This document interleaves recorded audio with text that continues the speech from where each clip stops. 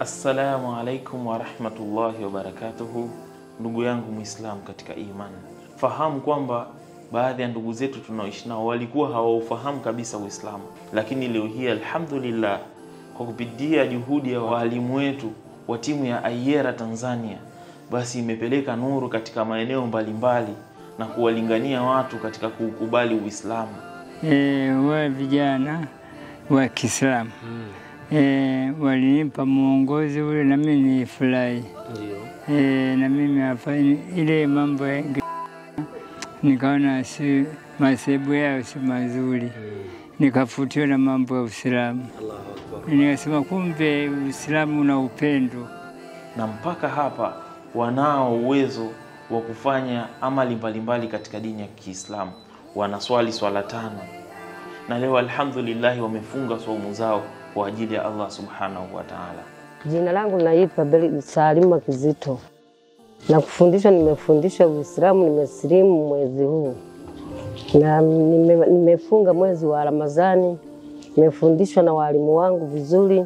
Mtume sallallahu alaihi wasallam anasema, yeyote miongoni mwenu atakayemuongoza mtu mmoja tu katika dini ya Kiislamu, basi malipo yake ni zaidi ya ngamia wekundu, kwa maana kwamba anapata malipo yenye kheri nyingi zaidi kwa zama hizi. ilaha illa Allah ashhadu anna Muhammada Rasulullah. Je, kazi hii ya kufikisha Uislamu na kueneza ni kazi ya nani? Ni kazi ya Mtume peke yake sallallahu alaihi wasallam? Hapana. Mimi na wewe tuna nafasi katika hili, kwa sababu sisi ndio warithi wa Mtume sallallahu alaihi wasallam katika kazi hii. Tunachohitaji mimi na wewe ni juhudi ya kueneza Uislamu katika maeneo mbalimbali, ili Allah akijalia ufike katika kila nyumba moja, ujumbe wa Uislamu uweze kuingia na kubadili nyoyo za watu na taswira ya maisha yao kuwa katika mambo mema ambayo Allah subhanahu wa ta'ala na mtume wake wametufundisha, wametuelekeza.